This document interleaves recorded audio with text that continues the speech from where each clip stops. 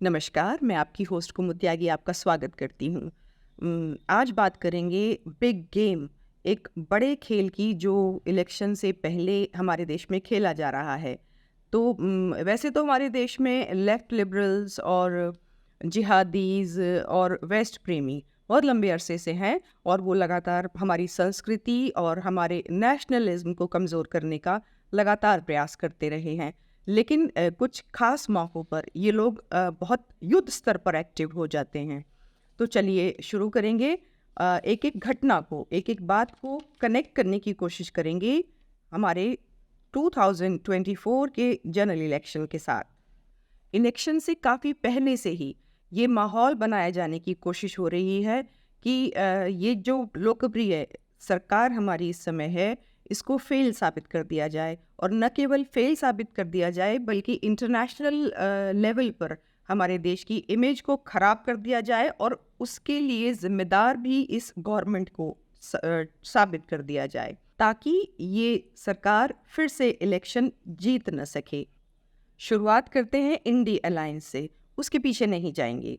तो INDI alliance जो बना, ये left, right, south, west, east सब कुछ मिलाकर ये इंडी अलायंस बना। लेकिन ये एकदम से ऑपोजिट पोल्स वाली पार्टी एक साथ कैसे आ गई? इसका कारण समझ में नहीं आया, आखिर क्यों? तो चलिए देखते हैं कि क्या कोई डर है इसके पीछे, बीजेपी, मोदी या नेशनलिज्म बढ़ने का, या ऐसा कोई खतरा है इनको, या फिर डर है अपनी खानदानी दुकानें बंद हो जाने का, यानी ये पॉलिटिकल पार्टी जो एक-एक परिवार, एक-एक खानदान चलाता है, उसके बंद हो जाने का डर है, या फिर ये जो टूल किट के रूप में विदेशों से फंड लेते रहे हैं, उनका एजेंडा चलाना भी इनकी मजबूरी है, तो वो भी कारण है इसके पीछे। जब पार्टीज अलायंस करती थीं तो एक शब्द हम लगातार सुनते थे कि कॉमन मिनिमम प्रोग्राम, लेकिन अब राजनीति से ये शब्द गायब हो गया है। किसी पार्टी के किसी नेता, किसी वर्कर से आप पूछेंगे तो वो सिर्फ यही जवाब देगा कि मोदी को हराना है, मोदी को नहीं आने देना। अरे भाई क्यों?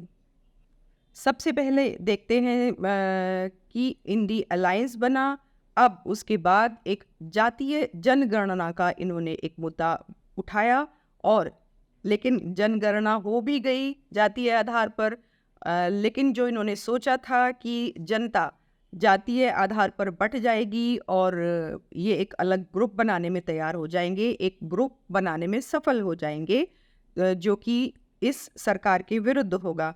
लेकिन जनता समझदार निकली और इनका आइडिया फेल हो गया। फिर देखिए मणिपुर का किस्सा। मणिपुर को एक बहुत बड़ा कोशिश हुई कि इसको बहुत बड़ा मुद्दा बनाया जाए और इसको इस हद तक बढ़ाया गया कि सुप्रीम कोर्ट ने सुओ मोटो तक लिया और स्थिति बहुत शर्मनाक हो गई थी।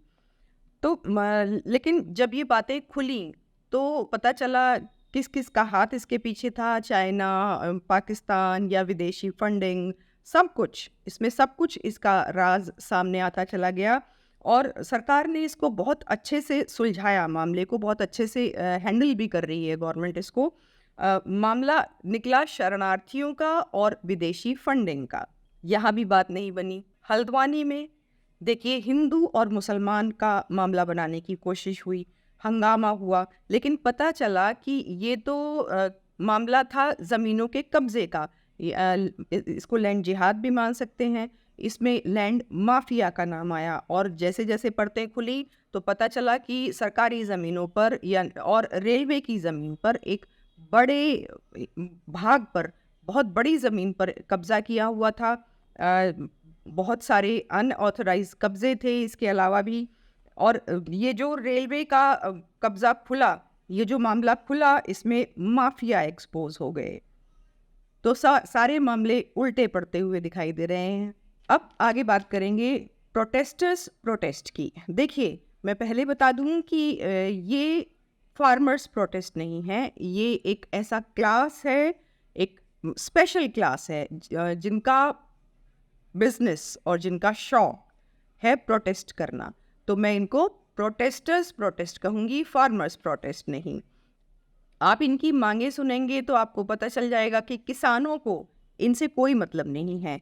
दूसरा, इनकी मांगे अगर पूरी करने की कोशिश भी की जाए तो वो इम्पॉसिबल है। और तीसरा, ये जो लैंड यानी खेती किसानी का मामला होता है, ये स्टेट गवर्नमेंट का होता है, सेंट्रल गवर्नमेंट का नहीं।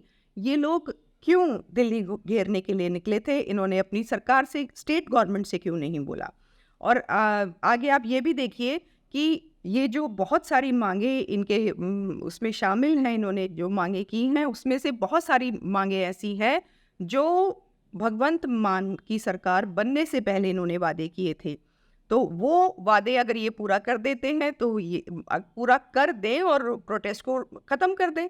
और भगवंत मान ने अपने कैंपेन में बहुत से ऐसे वादे किए थे जो इस प्रोटेस्ट में इनकी मांगों में शामिल हैं। तो क्यों नहीं भगवंत मान उन वादों को पूरा कर देते और इस प्रोटेस्ट को ख़त्म करवा देते? और फिर देखिए कि इन शौकीन प्रोटेस्टर्स के साथ ना तो यूपी के किसान हैं, ना हरियाणा के, ना राजस्थान के, और इवन पंजाब के भी सारे ग्रुप्स इनके साथ नहीं हैं। ये जो एक एक दिन करके अपनी इस प्रोटेस्ट को पोस्टपोन कर रहे हैं, तो पता नहीं इनका क्या इरादा रहा होगा।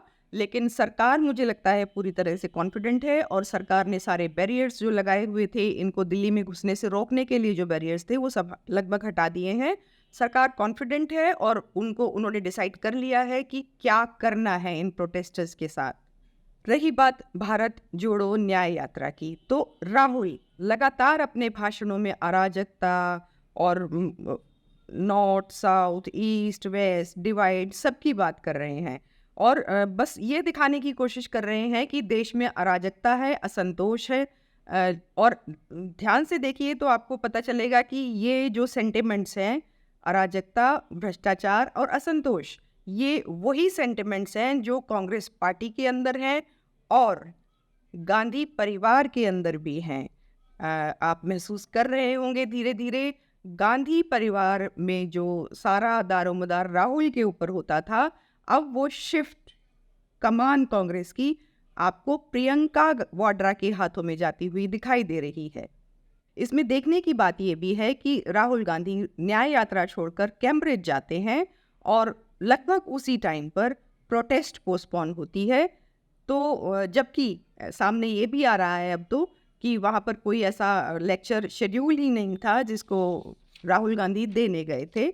ना तो कांग्रेस की वेबसाइट पर किसी पर ऐसा है और ना ही कैम्ब्रिज की वेबसाइट पर है। लेकिन राहुल गांधी वहाँ क्यों गए, ये सोचने की बात है। और प्रोटेस्ट की और यात्रा के रुकने की ये सारी चीज़ें टाइमिंग देखकर शक पैदा करती हैं कि राहुल गांधी वहाँ क्या लेने गए हैं। अब देखिए, इसके आगे ड्रग्स का पकड़ा जाना, पिछले कुछ महीने से लगातार हमारे देश में ड्रग्स पकड़े जा रहे हैं और सिर्फ फरवरी के महीने में ही 10,000 करोड़ के ड्रग्स पकड़े गए हैं।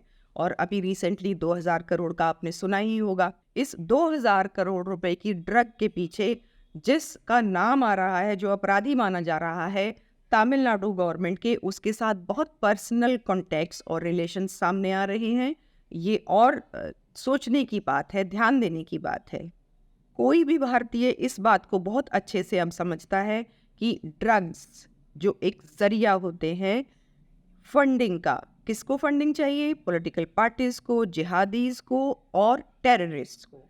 तो ये फंडिंग इलेक्शन से पहले किस काम आ सकती थी, आप अंदाज़ा लगा सकते हैं। इसके पीछे हाथ है चाइना और पाकिस्तान का, साथ में ओल्ड डीप स्टेट। आपने सुना होगा कुछ समय पहले George Soros, old deep state George Soros ने कहा था कि मैं मोदी को इलेक्शन नहीं जीतना चाहिए, मेरा कितना भी पैसा खर्च हो जाए। तो ये मोहब्बत उनकी मोदी के साथ और या भारत के साथ शायद इसलिए है क्योंकि वो भारत का बढ़ता हुआ रुतबा, हमारी ताकत और उसका डेवलपमेंट वो उनसे बर्दाश्त नहीं हो रहा है।